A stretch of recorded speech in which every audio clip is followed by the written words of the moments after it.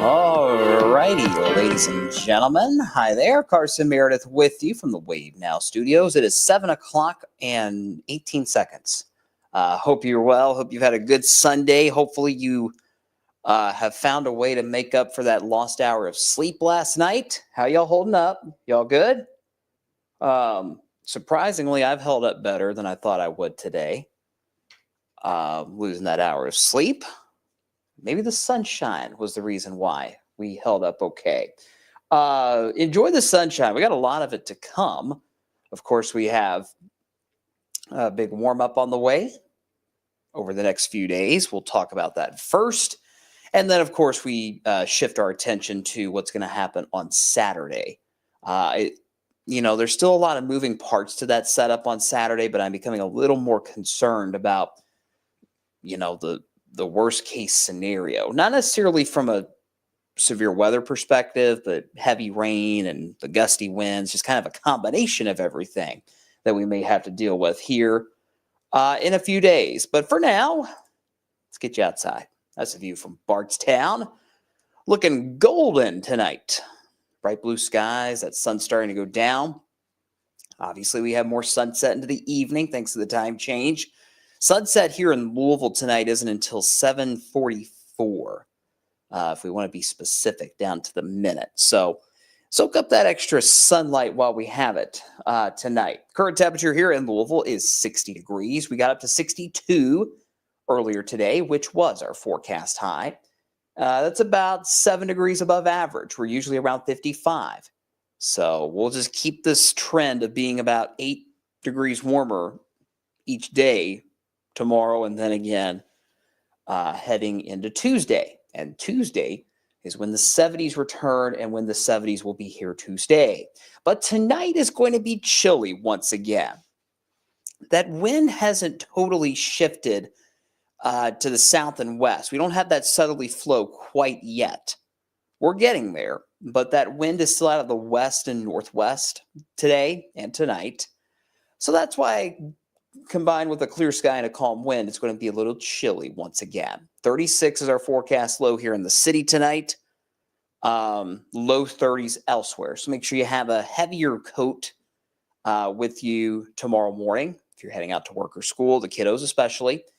But it'll be one of those days tomorrow where you'll have to shed the layers.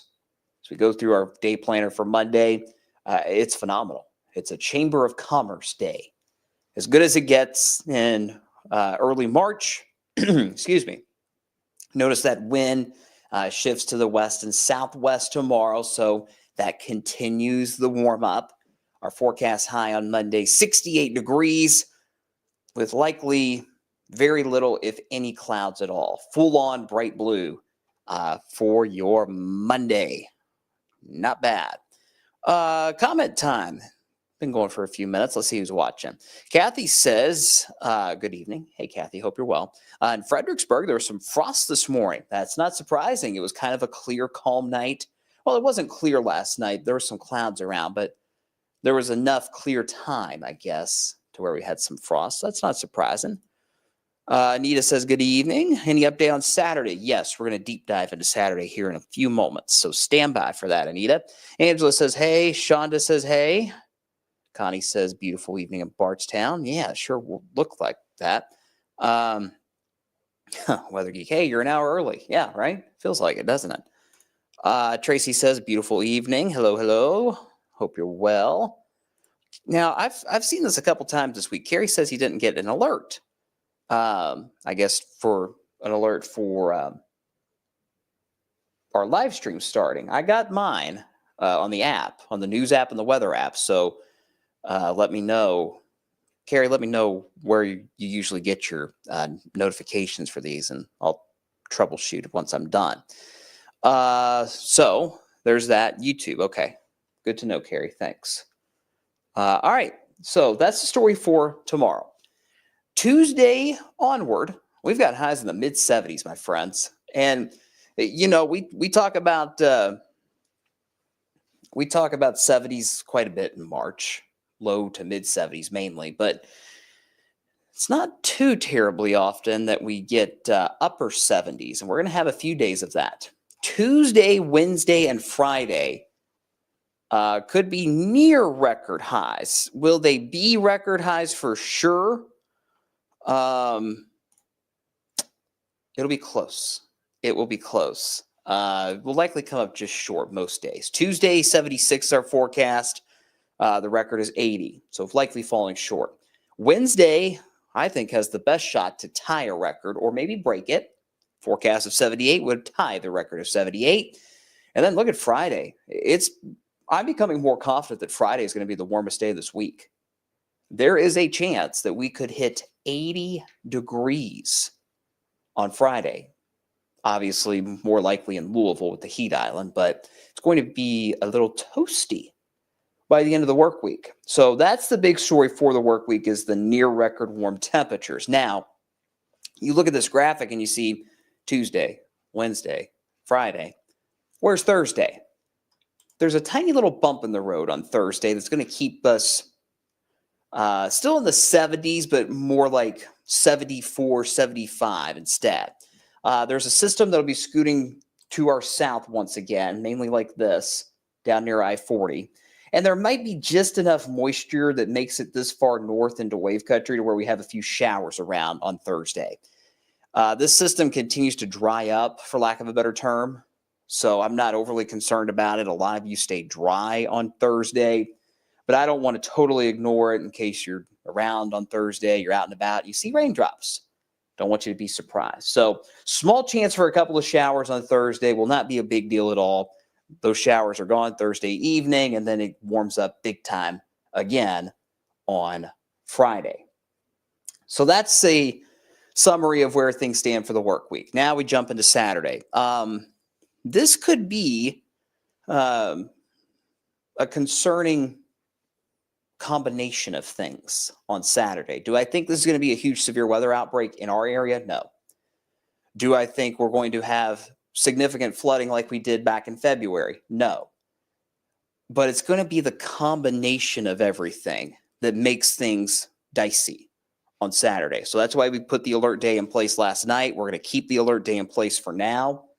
Quite honestly, it's probably going to stay in place until we get to Saturday. Brief rundown in case you missed it last night or you missed our newscast at 6. There's no significant changes to what we expect. It's going to be a combination of gusty winds, non-thunderstorm winds. It's going to be heavy rain somewhere in wave country. There's going to be a band that sees several inches of rain potentially. Again, not as bad as back in February, but still significant potentially. And then the chance for some severe storms. All three of those things are still on the table, mostly Saturday. And you'll understand why I say mostly Saturday here in just a second. I'll get to the comments in a moment as well. Let's go through Futurecast. This is the European model, same model I showed you guys last night. This is 1:30 Saturday morning. We've got a mess on our hands Friday night west of Wave Country. I do think there is a possibility for a decent-sized severe weather event to our west on Friday, into Friday night. Outbreak, I don't want to say that just yet, but there could be widespread severe weather to our west Friday night. Now, as this system moves in, there will still be instability, some, not as much as what we'll see to the west earlier in the night, but this cold front will initially march towards us late Friday night, and by late Friday night, I mean after midnight Friday night into early Saturday morning. This is kind of the first round that's going to move through on Saturday, early in the day, during the morning hours. Main issues by that point would likely just be gusty winds and heavy rain. There will be some thunderstorms Saturday morning, based on what I'm seeing here. I just don't see them necessarily being severe early in the day. But guys, I'm telling you, the wind energy with this system is nuts. This is going to be a powerhouse system that rolls through a large portion of the country, the central and eastern U.S. Next weekend. So you're going to have a ton of wind shear to work with, and it's not going to take much for that wind to get to the ground, okay? So that's why I'm going to keep a close eye on those stronger storms Saturday morning. Even if we don't have a ton of storm fuel, some of them could easily get 50, maybe 60 mile per hour wind gusts to the ground Saturday morning. Not many, but some could. This is when things get tricky, okay? If you were watching us last night, we were talking about how far east does this initial round go on Saturday. If that first round gets hung up west of us, out near Evansville, Hopkinsville, Paducah, that would mean a greater risk for heavy rain and severe storms Saturday afternoon and Saturday night. But if this initial round gets far east enough towards the I-75 corridor, so Cincinnati, Lexington, Corbin, London, that would help to limit our severe weather threat. It would help to limit our heavy rain concern, okay? There is a little more, there's a little more agreement today on where that first round is going to stop, but it's not as much as I would like at this stage of the game. Basically, we've got two options here, the ones I just explained. The European is a little faster. Let me redraw that. So the GFS, scratch that, I apologize. The GFS is still a little slower, but it has that first round stopping near I-65 Saturday morning. Okay? The European, which is the model I'm showing you right now, has this first round settling down near I-75, near Lexington. So there's a little more agreement today with where that first round stops. So we're heading in the right direction. We're getting a little closer to some good agreement, but we still need more time to figure out how this is all going to play out. And the reason I'm so focused on where the first round stops is what's going to happen is the cold front's going to stall out too. All right?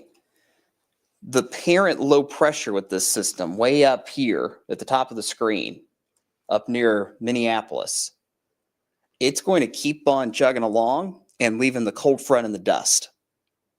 That's why the cold front's going to stall out.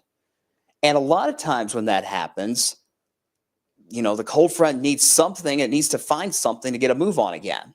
So what you'll have happen is you'll kind of have a secondary low pressure that develops along that stalled front. And if that were to be the case, where a secondary low pressure develops, you're going to have a second round of heavy rain and storms along the front. And that's where that second round of heavy rain and storms comes into play Saturday afternoon and evening. Does that make sense? It's a very complicated setup, so I apologize if I'm talking gibberish. But anyway, where that front stalls out Saturday morning dictates whether or not we see anything else later in the day. And with that stalling of the Saturday morning stuff looking like it's going to be nearby, my confidence is increasing that we're going to have a second round of heavy rain and a few severe storms Saturday afternoon and Saturday night. I don't say that to scare anybody. That's not my job. My job is to inform, not scare. But there's going to be problems in all likelihood as we get towards the second half of the day on Saturday, based on how things play out here.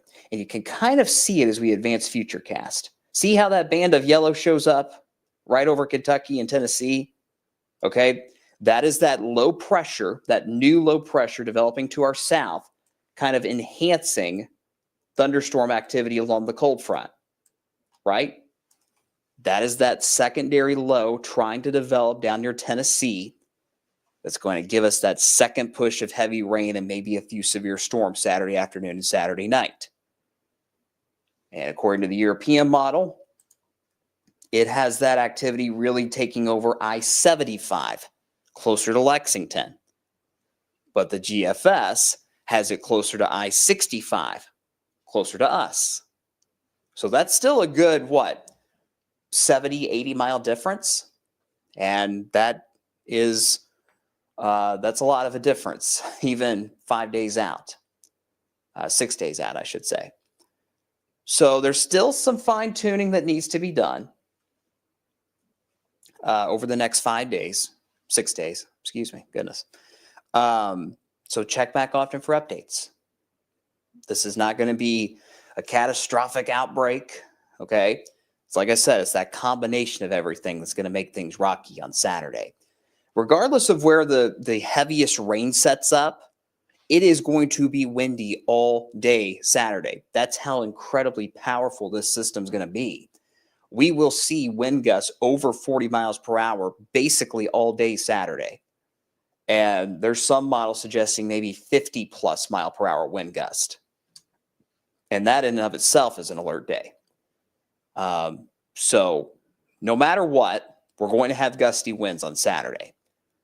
Where we have a second round of heavy rain and strong storms, that remains to be seen. It will be nearby, however. So just keep an eye out in the back of your mind. Go enjoy the sunshine this week. Go enjoy the warmer weather. But just check back in with the team every so often to see where things are standing with this setup on Saturday. All right, I've been rambling too long. Let's answer, that is, some questions. Let's see. Yeah, 80 with the kind of weather that's supposed to come. Yeah, it always happens. It always happens, it seems like, in March, especially when you get really, really warm. Eventually, something's got to give, and that's what's going to happen on Saturday.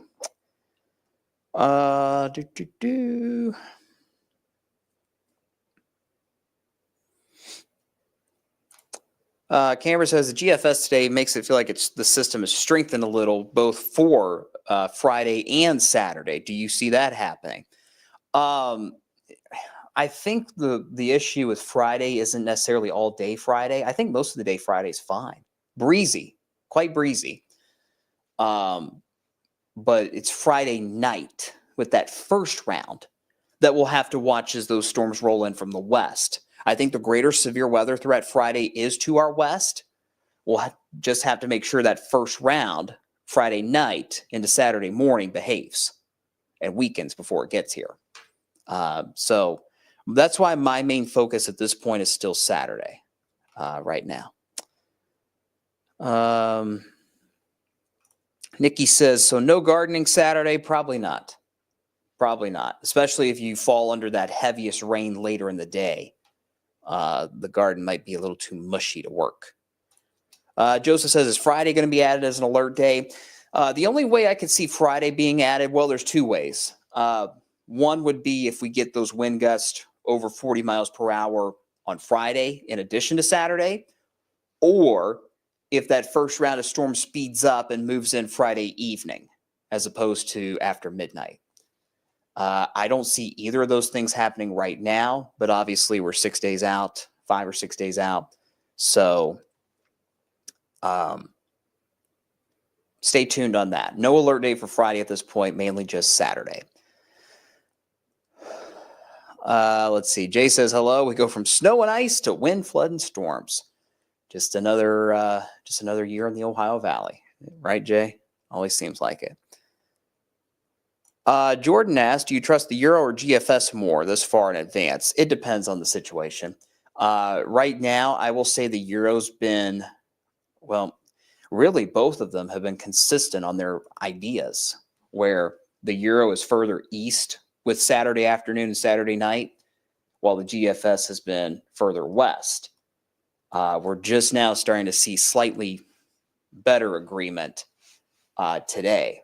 So I like to show on Futurecast, like on this map, I like to show the Euro because it looks cleaner this far out.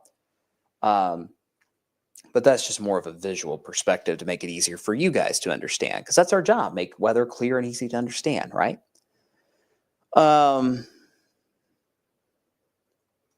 Shonda, any chance this goes south at all? No, unfortunately not. I mean, this is going to be a huge system, just spatially across from the Canadian border to the Gulf.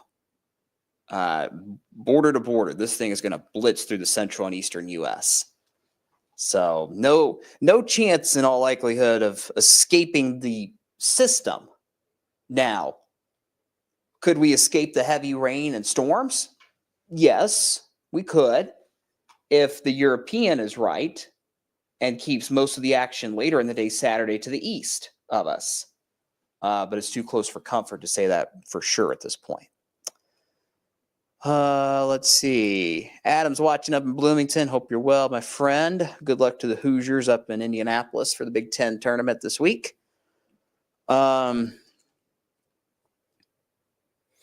Patty has a really good question. How stable is the atmosphere going to be when it comes to severe storms or spin-ups Saturday afternoon? Well, that's the million-dollar question right now, Patty, and that's kind of what we've been talking about. You know, wherever the first round of storms stalls out, it's going to pick up where it left off Saturday afternoon. If the storms in the morning stall out near Lexington, we won't have as much of a severe weather issue. But if those storms stall out right on top of us Saturday morning, then they're going to fire right back up Saturday afternoon as we see this cold front and the secondary low pressure develop to our south. It'll give it another kickstart, if you will. So that is still up in the air to see how much instability we're going to have to work with. This is a slippery slope. What happens in the morning on Saturday is going to decide what happens in the afternoon and evening. So that's why this is kind of a low confidence forecast at this stage of the game. Just being totally transparent with you guys. Do you think there's much of a tornado risk Saturday? If there is, it would likely be the smaller spin-up tornadoes. I think it would be a line of severe storms, a squall line, QLCS, whatever you want to call it, that might have some embedded areas of rotation with it. So I do think that's possible, especially given how much wind shear we have to play with on Saturday.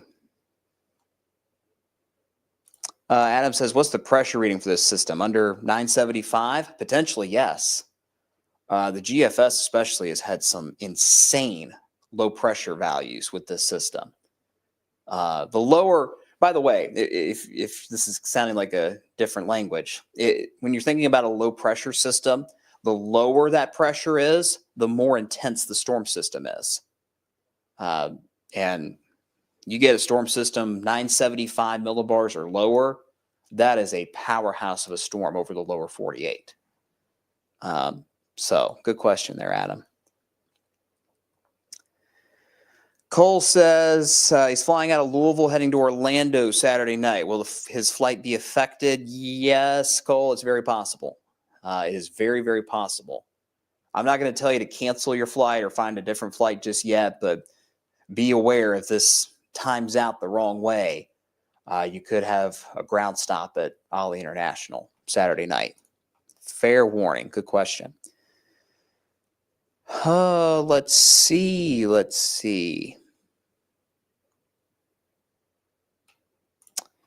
Nikki says, will Saturday night be a night to be in a tornado safe space? I guess you mean, Nikki, like sleeping in your tornado safe space? Not necessarily. And that's a good thing with this system. As we go through the rest of FutureCast here, notice how this front does move out relatively quickly Saturday night. I think most of this mess is going to be gone after midnight Saturday night, and we can sleep peacefully with no worry about late night tornadoes or anything like that. Carrie, will you be able to get any sleep next weekend? Probably not much. Probably not much the way things are looking right now, but you know what? It just comes with the territory. It is what it is. Scott, if there's more sun in the morning in between rounds of storms, does that mean more storm fuel? You betcha it does.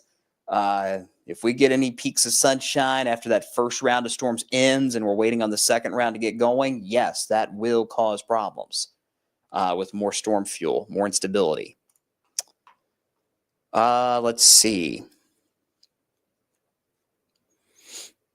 Jordan's asking about dew points, close to 60, close to 50. Right now, it looks like mid-50s, mid to upper 50s, which, isn't off the charts, but it is worth paying attention to. It's kind of the middle of the ballpark when it comes to severe weather. Aaron asks, you only here on weekends? I'm usually only on TV or here on Wave Weather Now on weekends. I work Saturday morning, Saturday night, then Sunday morning, Sunday night, and then I work one day during the week to get my full-time hours. Very, very strange schedule, but that's all right. I'm glad to be here. It's home. I watched Wave when I was a kid. It's cool, right?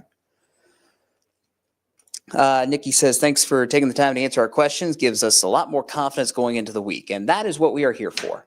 That is what we are here for. That is our job, to keep you guys informed and safe, to let you know how things are trending with this system. More comments in a minute. I do want to show you the European model's rainfall forecast. And like we talked about, the European model's focusing more on I-75 for the heaviest rain with this system. So you see towards Lexington and Richmond, towards Interstate 75, which is right through here. This is the interstate that you take to go to Gatlinburg.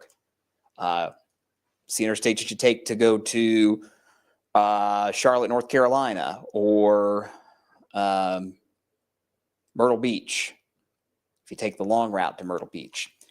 So the Europeans focusing more on the I-75 corridor for the heaviest rain, which would be good for us. But you still notice that heaviest rain does try to sneak into our far southern counties. So Greene, Taylor, and Adair counties, you guys might see 1 to 2 inches of rain out of this, should this particular solution play out. On the flip side, the GFS has this heavy rain band further west, right over I-65. So we still have a good 70, 80 mile difference as to where the heaviest rain will set up. And that in turn decides where the higher severe weather concern will be on Saturday. But this is just kind of a general idea. The European thinks a little more east. The GFS thinks a little more west. Here's the severe weather risk as we get towards Friday and Saturday. All right. Right now, the greatest risk on Friday is out towards St. Louis, Memphis, Columbia, Missouri, Arkansas, Champaign, Illinois, west of us, right?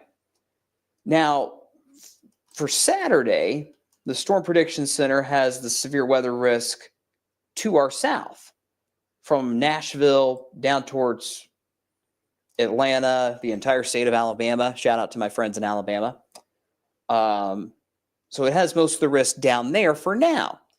But as we've talked about, if that front slows down enough, that would allow for more instability to get up here and would increase our severe weather threat on Saturday. In fact, I'll take this full screen. You guys are familiar with the Colorado State AI tool for severe weather. Forgive me, I can't remember the actual name of it. But this kind of gives us a rough idea of where the worst of the severe weather might be. This is an AI model. Yes, artificial intelligence. We don't use it as gospel. We use it as a tool, which is what AI should be used for.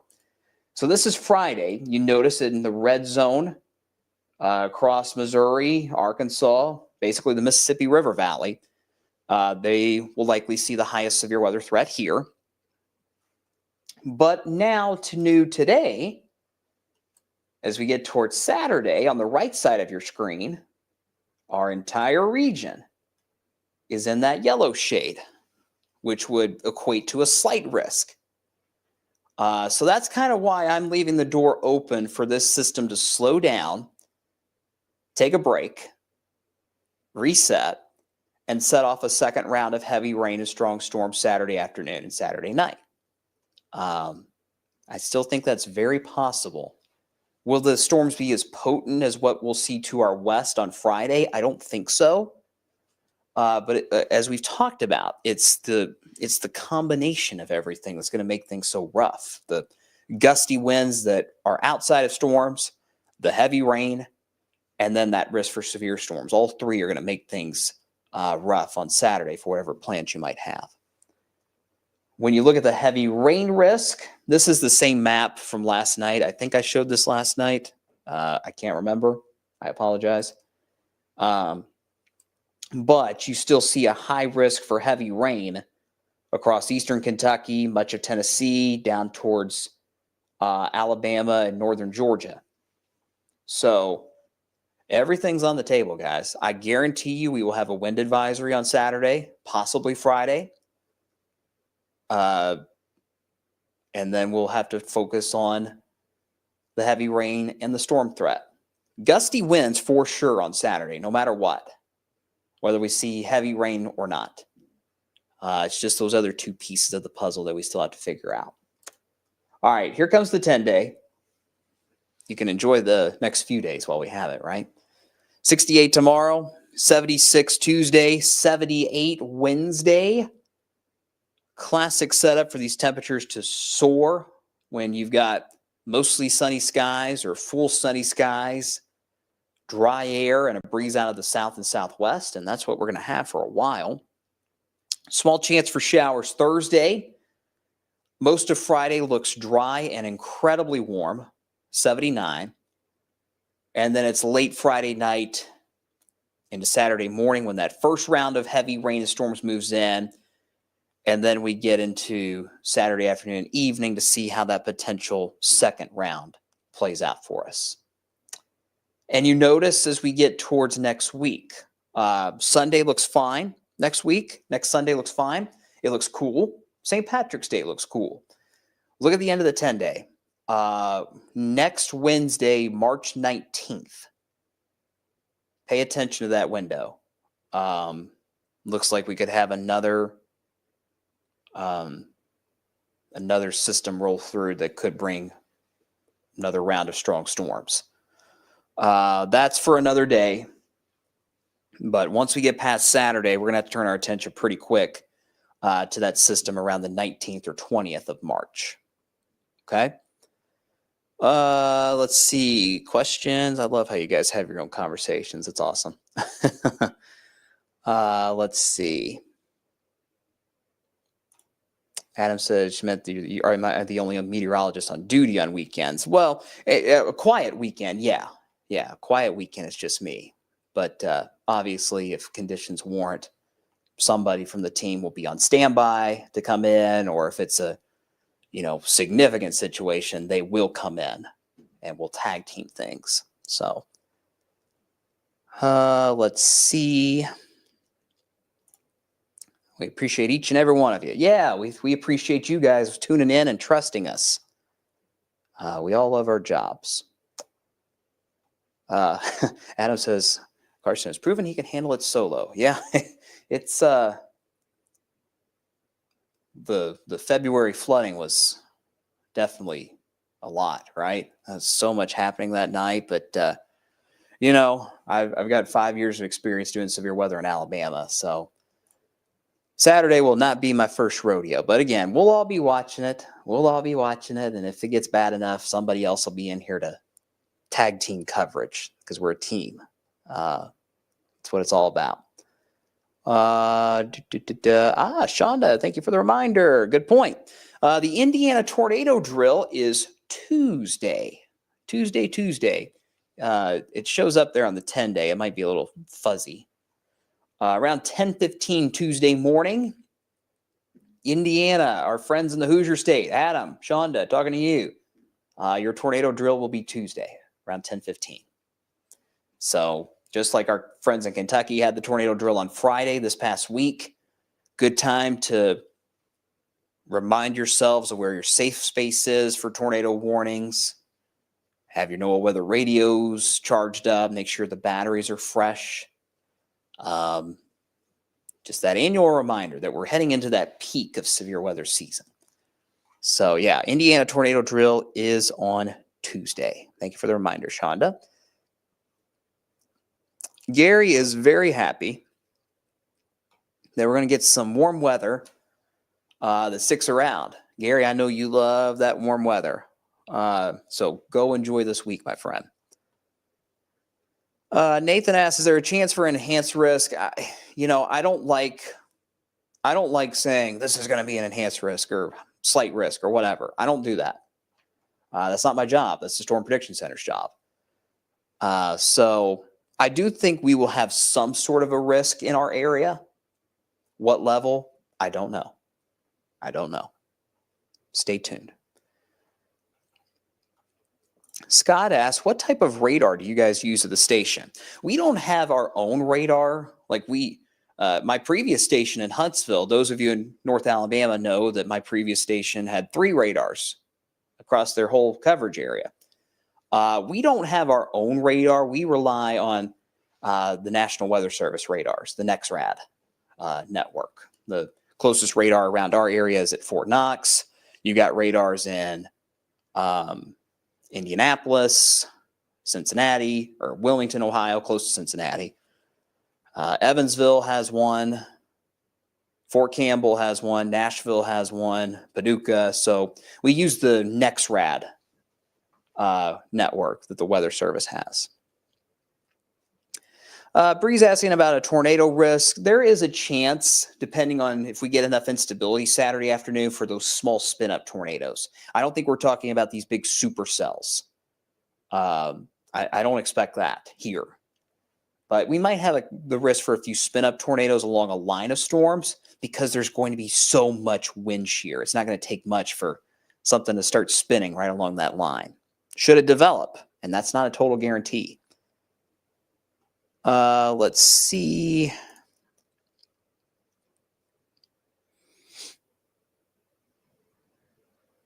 Cole, good line, Cole. Great weather comes at a great cost. Yes, it does, especially this time of year.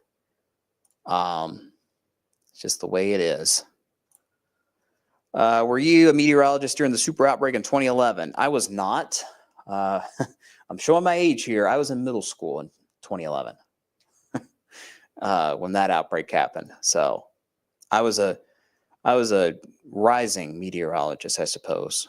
I was a weather nerd back in 2011. Let's see. Any more last minute comments, questions, concerns? Brandon says, oh, I got here late. I got to rewatch. Yeah, give it a couple minutes wherever you're watching. Facebook, it looks like. Facebook will process the video and you can watch it however long you wish, however many times you wish. Jeremy says, should we worry about flooding on Saturday? It would likely be flash flooding, to be honest with you. I'm not too worried about river flooding this go round, mainly because we've recovered nicely from that flooding back in February. In other words, the rivers have recovered nicely. So the main issue would be ponding on the roads and flash flooding Saturday if we get that heavier rain over our area. Let's see. Any chance of hail or high winds? Austin asks. Hail, not likely. High winds, very likely, even outside of storms. That's the take-home message I want you guys to have tonight.